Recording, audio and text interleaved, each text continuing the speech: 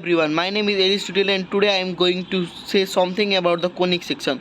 Conic section are the fascinating and fundamental part of the geometry with the application in wide ranges areas like science, engineering and etc.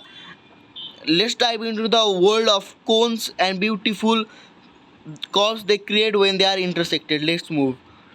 Defining the cone and its properties. A cone is a three-dimensional geometric shape formed by the connecting the all points on the circular base to a single point called vertex, which lies directly above the center of the base.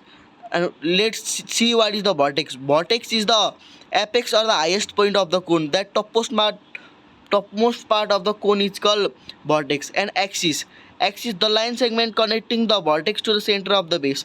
The line segment which connected the vertex and the center of the base is called axis.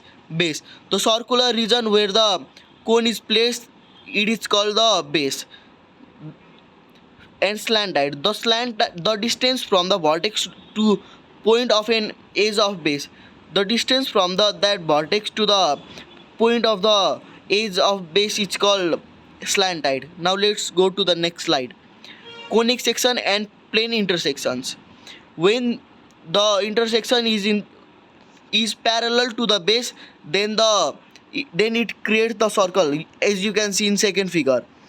And when the intersection is at any point not to the parallel of base and not to the parallel of slanted, then the ellipse is formed as you can see here, this third figure. And when the intersection is parallel to the slanted, you can see in the first figure, then the parabola is formed. And when the double cone is cut with a plane parallel to axis, you can see in first figure, when the double cone is cut with a plane parallel axis, the hyperbola is created, you can see in second figure. And let's go to the next slide. Exploring the type of conic section, let's describe what is circle, ellipse and parabola. A closed curve where three points are equidistant from the central point.